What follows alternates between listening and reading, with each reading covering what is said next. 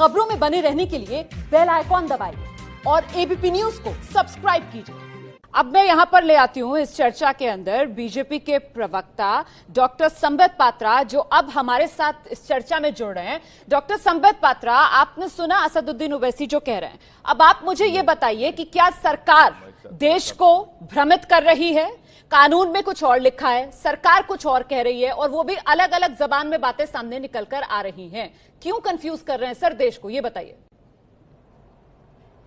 देखिए रोमाना जी, मैं अभी डिबेट में था नहीं, अभी डिबेट में आया हूं बिल्कुल, मगर जो भी अभी ओवैसी जी ने कहा है वो सब मैंने सुना है और कुछ पॉइंट्स लिख भी लिए हैं। देखिए, जहां तक भ्रमित करने का सवाल है, सरकार भ्रमित नहीं कर रही है, भ्रमित अपोजिशन कर रही है। और मुझे दुख इस विषय का है कि कुछ लोग इतना झूठ बोल रहे हैं और इस प्रकार का भ्रम फैला रहे हैं कि सड़कों पर आगजनी हो रही है। ओवैसी साहब अभी बैठे थे, कम से कम इतना तो उनका हक अधिकार बनता है, हमारा हक बनता है, उनका अधिकार बनता है कि एक सांसद होने के नाते वो टीवी पर अपील तो करे कि आगजनी मत करो, हिंसा मत करिए। वो अपील भी वो नहीं करते हैं। बहरहाल उन्होंने कहा कि एनपीआर जो है वो सिटीजनशिप वेरीफाई करेगा। असदुद्दीन ओवैसी ने ये बात कही है कि हिंसा नहीं होनी चाहिए। उन्होंने कहा कि लोकतंत्र में हमारा अधिकार है कि हम शांतिपूर्ण तरीके से विरोध प्रदर्शन करें। ये बात उन्होंने कही है। आप क्योंकि देर से जुड़े इसलिए मैं क्लियर कर रही थी बस। जी ठीक है, मैं एक एक करके सबका उत्तर देता हूं, जो भी मैंने सुना है, उसके बाद आप मुझसे प्रश्न भी पूछिएगा। देखिए, एनपीआर के बारे में ओवैसी साहब ने कहा कि ये सिटीजनशिप को वेरीफाई करेगी। बिल्कुल गलत। एनपीआर का फुल फॉर्म क्या है रोमाना जी? एनपीआर का फुल फॉर्म है नेशनल पॉपुलेशन रजिस्टर। अर्थात अपने क्षेत्र में, एक लोकल क्षेत्र में, जहां सपोज करिए एबीपी न्यूज का स्टूडियो है, उसके आसपास का जो क्षेत्र है, वहां पर कोई भी व्यक्ति, चाहे वो भारतीय है चाहे वो भारतीय नहीं है, विगत 6 महीने से रह रहा है या आने वाले 6 महीना वो रहना चाहता है, जिसको अंग्रेजी में यूजुअल रेसिडेंट कहते हैं, वो केवल उनका नाम दर्ज होगा। पहले जो आने वाले वर्ष में 2020 में हाउस मैपिंग होगी, उसके बाद उनका नाम दर्ज होगा। इसमें स्पष्टतः अमित शाह जी ने कहा किसी से कोई डॉक्यूमेंट नहीं लिया जाएगा। और आपको याद होगा तो प्रकाश जावड़ेकर जी ने कहा किसी प्रकार का कोई बायोमेट्रिक्स नहीं लिया जाएगा, कोई आइरिस नहीं लिया जाएगा, हाथ के निशान नहीं लिए जाएंगे, किसी प्रकार का बायोमेट्रिक्स नहीं लिया जाएगा। और ये सिटीजनशिप डिटरमाइन करने के लिए नहीं है, ये पॉपुलेशन डिटरमाइन करने के लिए है। तो यहां तो बिल्कुल स्पष्टतः ओवैसी साहब ने एक भ्रम फैलाया कि एनपीआर जो है वो सिटीजनशिप वेरीफाई करेगा। सर एक सेकंड आप रुकेंगे, एक सेकंड रुकेंगे डॉक्टर पात्रा। ये पहला पॉइंट जो आप कह रहे हैं, क्योंकि असदुद्दीन ओवैसी साहब, अच्छा मुझे लगता है अब ओवैसी साहब नहीं बैठना चाह रहे हैं इस चर्चा में, उन्होंने ईयरपीस हटा दिया है। खैर, मैं अब आपसे मैं ही सवाल लूंगी। अब मैं विपक्ष की भूमिका में आती हूं आपके लिए डॉक्टर पात्रा, और मेरा सवाल ये आपसे कि भाई आपने जो कहा कि देखिए ये तो सिर्फ एनपीआर, नेशनल पॉपुलेशन रजिस्टर, लेकिन डॉक्टर पात्रा आप इस बात को जानते हैं सर कि सरकारी वेबसाइट्स उस पर साफ तौर पर लिखा हुआ है कि NPR is the first step for NRC. Sir गृह मंत्रालय की रिपोर्ट आप ही के कार्यकाल की 2018-2019 की, उसकी चैप्टर 4 के अंदर ये साफ तौर पर लिखा हुआ है कि NPR is the first step of NRC. इसके अलावा सर आप ही के मंत्री किरण रिजिजू वो इस बात को संसद में खड़े होकर कह चुके हैं। तो फिर भ्रम तो फैलेगा ना सर। जब एनपीआर पहला कदम एनआरसी के लिए है तो फिर इसको क्यों ना एनआरसी से जोड़कर देखा जाए? डॉक्टर पात्रा ये बताइए आप। मैं इसको समझाता हूं। देखिए, ये जो पूरा एनपीआर की प्रक्रिया हो रही है और जिस एनआरसी के बारे में बात नहीं हो रही है मगर कुछ लोग इस पे सवाल पूछ रहे हैं, ये सारा प्रक्रिया सिटीजनशिप एक्ट 1955 के अंतर्गत, और उसके साथ एनपीआर अगर आप देखेंगे तो सिटीजनशिप रूल्स 2003, इन दोनों के तहत ही हो रहा है। चूंकि 2003 में एक रूल आया और 2010 में यूपीए की सरकार, और केवल यूपीए की सरकार नहीं, उस यूपीए की सरकार में असदुद्दीन ओवैसी भी हिस्सेदार थे। 2004 से 2013 तक ओवैसी साहब भी उसी सरकार के हिस्से थे। तो उन्होंने रूल्स फ्रेम किया और उस रूल के अंतर्गत 2010 में उन्होंने पहला एनपीआर देश में किया, जिसमें हमने वीडियो भी जारी की थी। चिदम्बरम साहब प्रतिभा पाटिल जी को पहला एनपीआर का कार्ड दे रहे थे, दूसरा कार्ड सोनिया गांधी जी को मिला था। देखिए, रूल फ्रेम किया था 2010 में यूपीए की सरकार में, और उस रूल में उन्होंने लिखा था कि ये जो एनपीआर है वो एनआरसी का एक सबसेट है, उसके अंतर्गत एनपीआर होता है। ये रूल उन्होंने फ्रेम किया हुआ था। ये रूल वैसे ही चला आ रहा है। हाँ। उस रूल को नहीं चेंज किया गया। किंतु सही बात क्लैरिफिकेशन, और मेरा सवाल यहीं पर है, मेरा सवाल यहीं पर है। अब जबकि खुद प्रधानमंत्री, खुद गृह मंत्री कह रहे हैं कि एनपीआर का एनआरसी से कोई लेना देना नहीं सर, तो ये लिखा हुआ जो रूल है उसको कहकर तो काट रहे हैं आप लोग, उसको क्यों नहीं लिखे हुए कोई काट देते हैं? या ये काटा जाएगा आगे, लिखा हुआ बदला जाएगा क्या? ये सवाल है मेरा। मैं इसका उत्तर दे रहा हूं। देखिए, पहली बात है, सरकारें कोई भी हो एक कंटिन्यूटी में काम करती है। 1955 का सिटीजनशिप एक्ट है, ऐसा नहीं होता है कि भारतीय जनता पार्टी आएगी तो उस सिटीजनशिप एक्ट को डस्टबिन में फेंक देगी।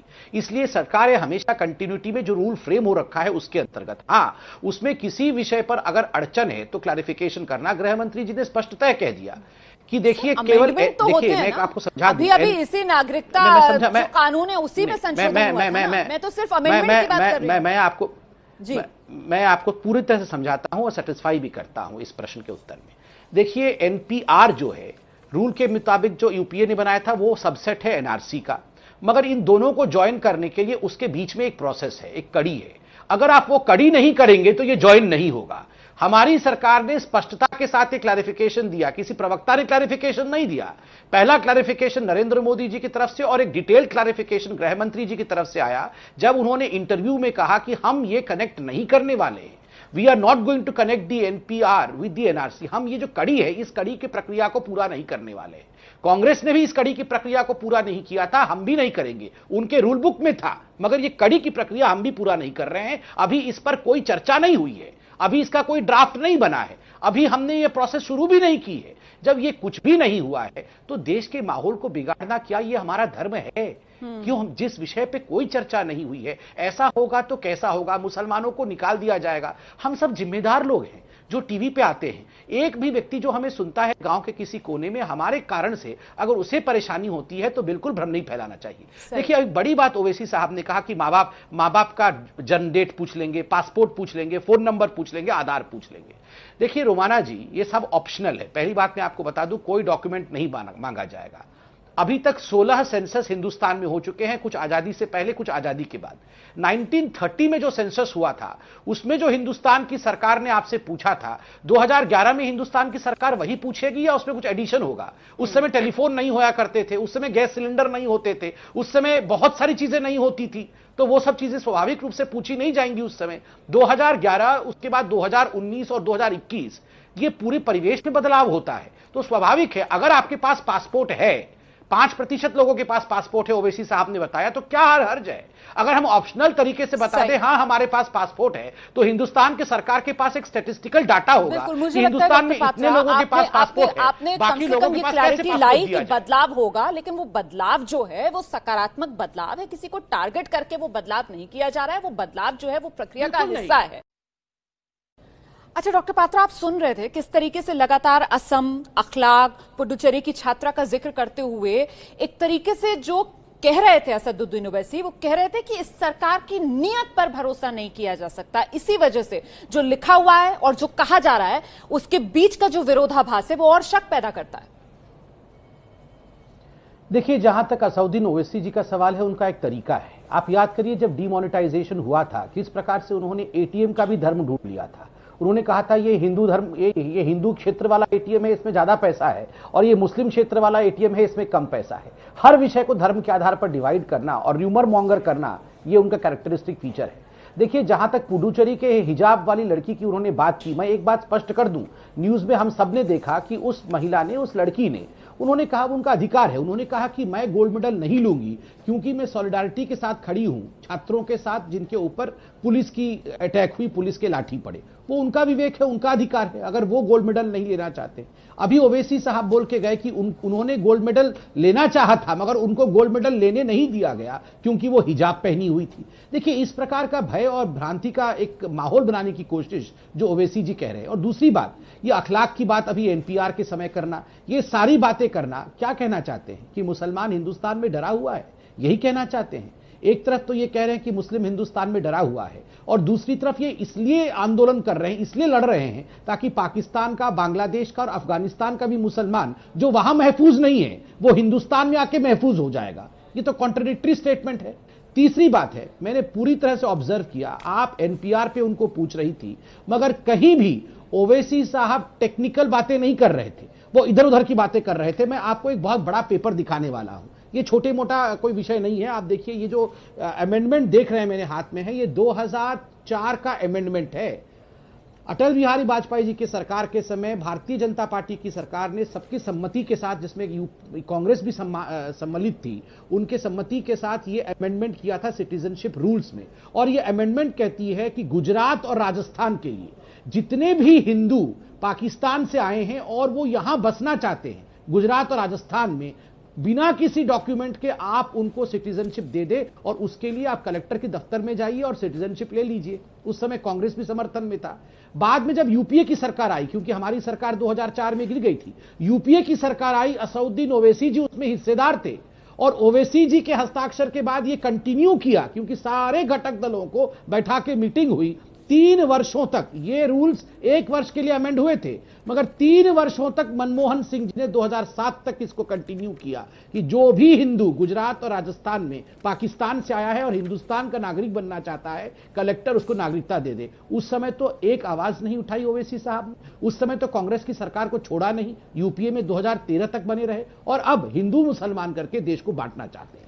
नहीं, तो आप जो बात कह रहे हैं और जो सवाल लगातार मैं असदुद्दीन ओवैसी से पूछ रही थी कि भाई ये मुसलमानों की नागरिकता संकट का आंदोलन है या फिर मोदी पर अविश्वास का आंदोलन, तो आप जिस तरीके के तथ्य रख रहे हैं उससे तो ऐसा लगता है जैसे ये मोदी विरोध का आंदोलन ज्यादा है। डॉक्टर पात्रा,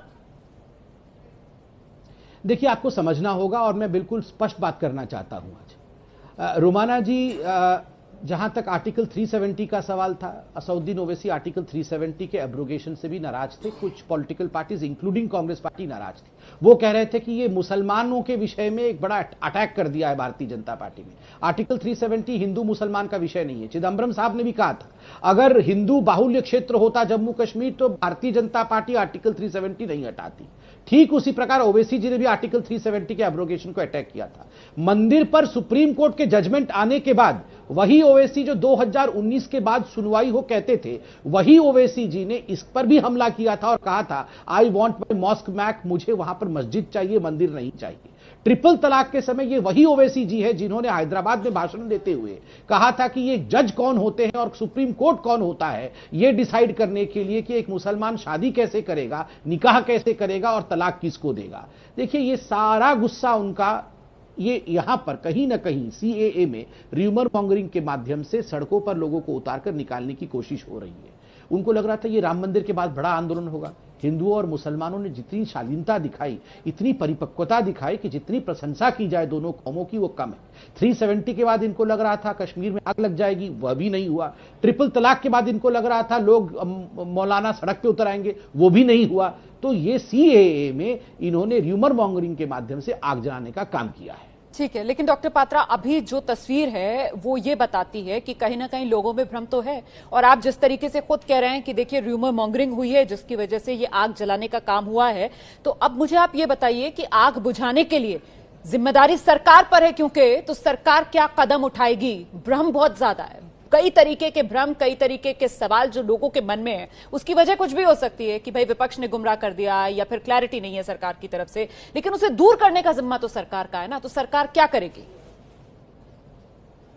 देखिए, इसमें कोई दो मत नहीं है कि जिम्मेदारी सरकार की है, हमारी है और प्रत्येक नागरिक की भी है, मगर सरकार की बड़ी जिम्मेदारी है। इसीलिए आपने प्रधानमंत्री जी को सुना, हर बार आप देखिए कुछ घंटों में एक बार प्रधानमंत्री इसको रीआइटरेट करते हैं, ट्वीट करते हैं, अपने भाषणों में कहते हैं कि हिंदुस्तान के मुसलमानों को किसी को डरने की आवश्यकता नहीं है।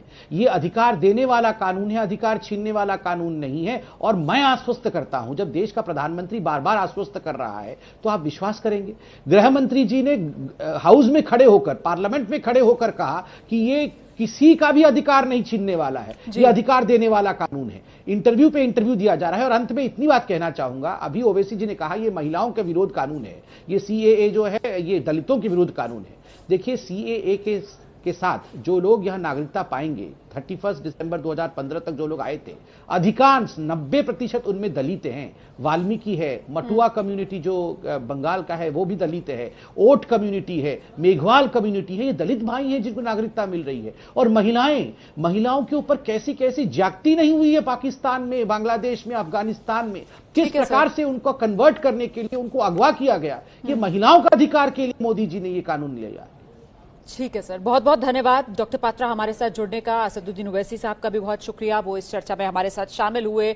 और देखिए, मकसद आज संविधान की शपथ में मेरा यही था कि जिस तरीके से नागरिकता को लेकर लोगों के मन में सवाल हैं, क्योंकि कई तरीके के भ्रम में आम आदमी खुद को घिरा हुआ महसूस कर रहा है, उन सवालों को ही टटोला जाए और सवालों के जरिए जो सवाल जवाब निकल कर आए उसके मद्देनजर जो तस्वीर है वो साफ की जा सके। बहुत बहुत धन्यवाद, बहुत बहुत शुक्रिया आप सभी का संविधान की शपथ में हमारे साथ जुड़ने के लिए।